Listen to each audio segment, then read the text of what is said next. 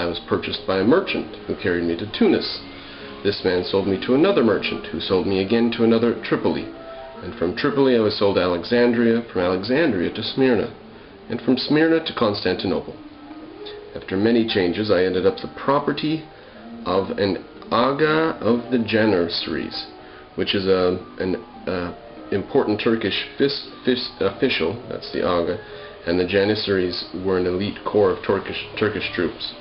So she sold to a high-ranking member of the Turkish army, who soon after I came into his possession was ordered away in the defense of Asoph, A-S-O-P-H, then besieged by the Russians.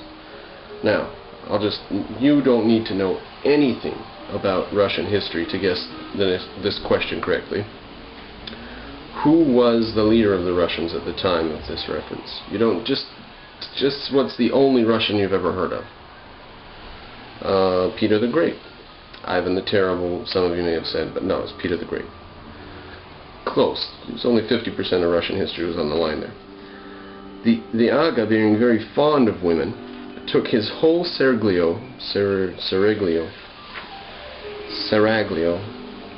with him, and lodged us in a small fort with 2 black eunuchs and 20 soldiers to guard us. Our army killed a huge number of Russians, but they soon returned us the compliment. Asoph was taken by storm, and the enemy spared neither age nor sex, but put all to the sword, and laid the city in ashes. Our little fort alone held out. They resolved to reduce us by famine. The 20 Janissaries, we starved to death now, the 20 Janissaries who were left to defend it, remember that's Turkish elite troops, had sworn never to surrender the place. Being reduced to the extremity of famine, they found themselves obliged to kill our 2 eunuchs and eat them, rather than violate their oath. We can't violate the oath, so we'll turn to cannibalism. The oath is not to let the enemy take the place. After a few more days, they resolved to eat the women too. We had a very pious and humane imam. Now, it's got a footnote for what an imam is, but I don't need to tell anyone watching this, do I? Who delivered an excellent sermon on the occasion, persuading them not to kill us at once. Here's what the imam says. This is the charitableness of Islam. Only cut off 1 buttocks of each of the ladies, and you will fare extremely well. If you still need more, you can come back in a few days and have the same. Take their other buttocks, right? Heaven will approve of so charitable an action, and you will be saved. Very nice of them. By the force of this eloquence, he easily persuaded them all, and they all underwent the operation. The imam applied the same balm to them that they do to children after circumcision. We were all at the point of death. Right, because it's very useful, the balm that they apply after circumcision. I'm sure it wasn't. The Janissaries had scarcely time to finish the repast with which we had supplied them, when the Russians appeared in flat-bottomed boats, and not a single Janissary escaped. The Russians paid no regard to the condition we were in, but, as there are French surgeons in all parts of the world, a skillful operator took us under his care.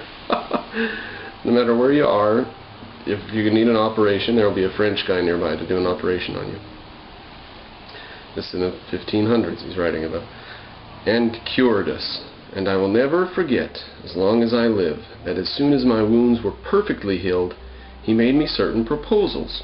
In general, he desired us to all have good heart, assuring us that the same thing happened in many sieges, and that it was agreeable to the laws of war. So he says, don't worry. Seems terrible, but this stuff happens, so don't worry. Cold comfort. As soon as my companions were in a condition to walk, they were sent to Moscow. As for me, I fell to the lot of the boyard, which is a member of the aristocracy in Tsarist Russia, who put me to work in his garden and gave me 20 lashes a day. But when this nobleman was broken on the wheel, after about 2 years, with about 30 others for some court intrigues, now that's how safe it is to be a member of the aristocracy. Nobody benefits in governments like that. You're better off in a free country. If you think you're rich, you're powerful, you've got slaves, you get to give a whipping and to tell them how to plant flowers and stuff, and then one day you're being torn to pieces on a rack. And she says, I took advantage of this event and made my escape.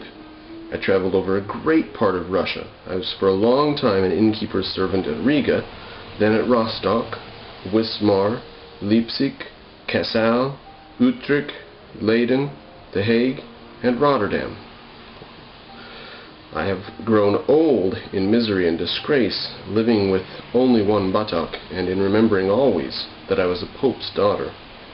I have been 100 times on the point of killing myself. Here's an interesting thought about how intellectuals could think about life, something that could be considered reasonably. I have been 100 times on the point of killing myself, but still was fond of life. This ridiculous weakness is perhaps one of our worst instincts. What can be more absurd than choosing to carry a burden that one really wants to throw to the ground? Life, right? To detest, and yet to strive to preserve our existence. To caress the serpent that devours us, and hug him close to our bosom until he has gnawed into our hearts. Wow. The snake that's devouring you, holding close, eating your heart all of a sudden. That's life. In the different countries in which it has been my fate to wander, and the many inns where I have been a servant, I've observed a prodigious number of people who held their existence in abhorrence, and yet I never knew more than 12 who voluntarily put an end to their misery, namely 3 Negroes, 4 Englishmen, 4 Genoese, and a German professor named Robeck. And it's a reference to Robeck, that's going to be in the footnotes, we'll forget that reference. My last place was with the Jew, Don Issachar, who attached me to your service, my fair lady, to whose destinies I have attached myself, and have been more concerned with your misfortune than with my own. So she's not concerned with her own misfortune. That's why she's just gotten done with the rant that took her like 4 pages about how she had so many misfortunes. But she defends herself.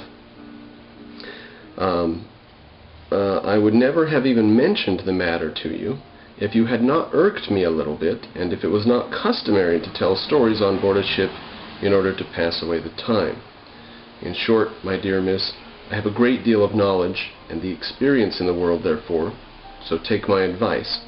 Divert yourself and ask each passenger to tell his story. Go around and see if, she says, not every single one of the passengers has considered themselves in his own existence many times the most miserable of men, at least once and possibly many times. If you don't find out from every single passenger, I give you permission to throw me headfirst into the sea, she says. So, Cunegonde and the old woman, Cunegonde and Candide go and pay their respects to the various passengers and ask them all. They find out, yes, indeed, what the old woman says is true. The old woman was right. It is 1,000 pities, said Candide, that the sage Pangloss should have been hanged contrary to the custom of an auto de fe, for he would have read us a most admirable lecture on the moral and physical evil which cover the earth and sea, and I think I might have courage enough to presume to offer with all due respect some few objections. You know, the idea that everything's the best as it could be, and he's saying, I'm gathering up some evidence here. It's not. At length they arrived at Buenos Aires, and they're going to go talk to the governor. Now, the governor's name is Don Fernando de Ibarra y Figueresaro y Masacarnes y Lampadores y Souza. This nobleman carried himself with a haughtiness suitable to a person who bore so many names. He spoke with the most disdain to everyone, carried his nose so high, strained his voice to such a pitch, and assumed so imperious an air, and stalked with so much loftiness and pride that everyone who saw him wanted to kick his excellency.